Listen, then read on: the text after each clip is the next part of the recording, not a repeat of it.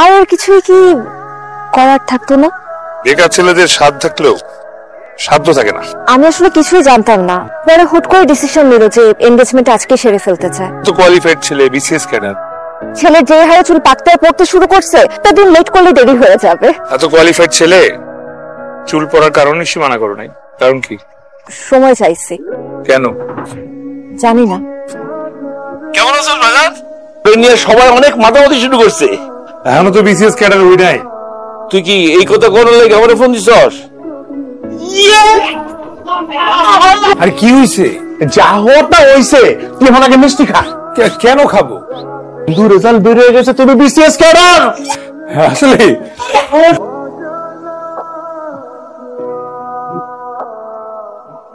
কি হয়েছে বলো তো ফাহাদ? আহা বলো না। কালকে আমাকে বলছে আমি নাকি বিসিএস ক্যাডার হয়ে গেছি। ওদের উল্লাস দেখে আমি না খুশি হয়ে গেছিলাম। আরে ও তো ফাইজলামি করছে। ওর কি সিরিয়াসলি বলছে নাকি? এমনিতেই বলছে তোমাকে? মানে আমার বন্ধুদের সবার চাকরি হয়ে যেতেছে, আমারই আসলে কিচ্ছু হবে না।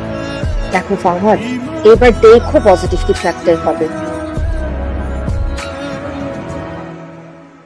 Anything happens, I'm staying with you. Hey,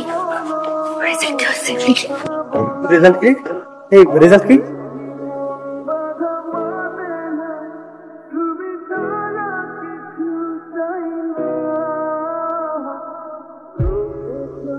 extremely sorry রে। আমরা সবাই মনে করেছিলাম এবার তোর বিসিএসটা হয়ে যাবে।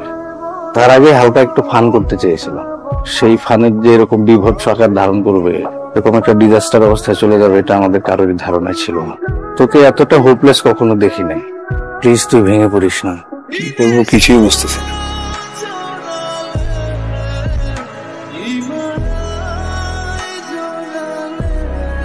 যাচ্ছ কোথায়? এই বাসায় যাচ্ছি। চলো একসাথে যাই। তোমার পরীক্ষা কেমন হলো? জি আঙ্কেল, ভালো। এই বিসিএস এ তোমার চান্স এবার হয়ে গেলে অ্যাঞ্জেলিনাকে নিয়ে তোমার গ্রামের বাড়িতে বেড়াতে যাবো। আচ্ছা আঙ্কেল, অ্যাঞ্জেলিনা কি আপনার পোষা বিড়াল?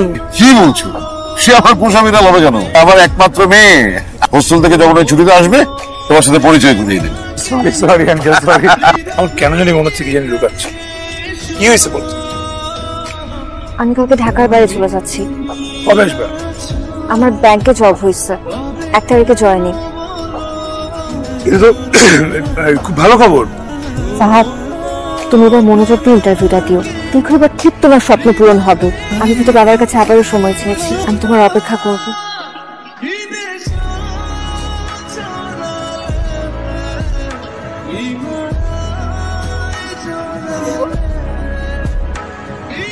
পরীক্ষা তো দিছিস অনেকদিন হইলো, রেজাল্টের কি অবস্থা? কবে নাগাদ আউট হবে কিছু জানা আছে নাকি? 6 মাস বা 9 মাস তো লাগবেই। এক বিসিএস দিতে দিতে জীবনটা শেষ হয়েছে। হ্যালো মা। আচ্ছা বাবা, তো বিসিএস এর রেজাল্ট দিব কবে? দিবে মা, একটু সময় লাগবে। কেন, কি হয়েছে? যেই দিন তোর বিসিএস এর রেজাল্ট দিব, আমি ঠিক করছি বিসিএস এর রেজাল্টের দিন আমি রোজা রাখব। ইনশাআল্লাহ এইবার তো রেজাল্ট খুব ভালো হইব। আচ্ছা মা, তুমি চিন্তা করো না। আল্লাহ যা করে ভালোর জন্য করে।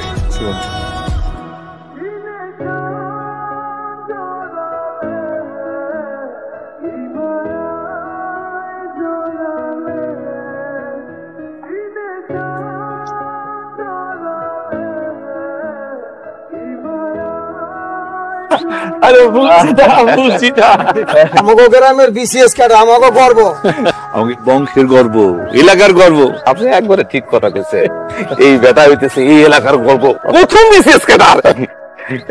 কি যে ভালো। আরে থাক থাক থাক। দেখ তোরা, দেখ আমার পোলা বিসিএস ক্যাডার হয়ে ফিরাল। আমি আপনার একটা কথা কইতে চাই। ছেলেরে দেশে বিয়ে দেন।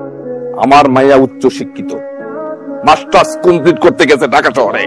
আমার মায়ের মতো মায়া 8-10 গ্রামে আপনি খুঁজে পাবেন না। বিসিএস ক্যাডারদের পছন্দের শীর্ষে আমার মেয়েটা এবার ইন্টার পাস করলো, খুব মেধাবী। আমার কোনো পুত্র সন্তান নাই।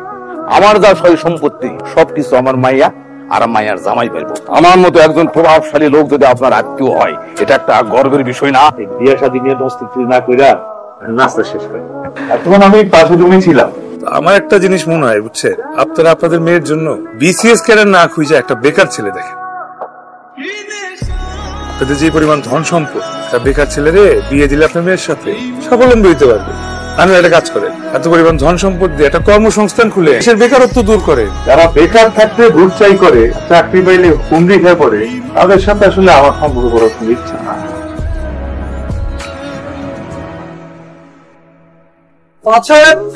আরে দারোগা সাহেব, আপনারা আগে আপনার ছেলেকে ডেকে আনুন। ফাহাদকে? আমার ছেলেটা বিসিএস ক্যাডার পর থেকে কত লোক দেখা করতে আসতেছে। আপনারা ভিতরে গিয়ে বসেন।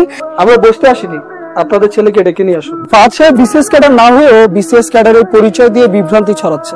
আমি এটা কিছুতেই বিশ্বাস করি না। ফাহাদ! বাবা দরজা খোল, বাবা দরজা খোল! ফাহাদ দরজা খুলে দেন তো। ফাহাদ দরজা খুলতেছে না। ফাহাদ!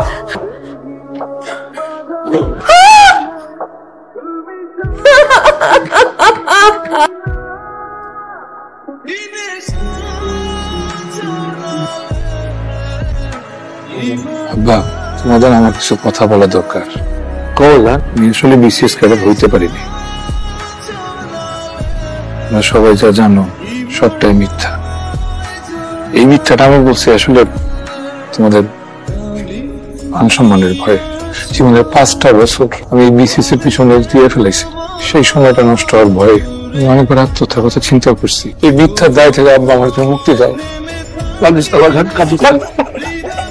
আমার কাছে তোর জীবনের ভিতরে বড় কি আছে রে? ক্যাডার হইতে পারছ তো কি হয়েছে? বাবা তুই শুধু পয়সা থাক বাবা।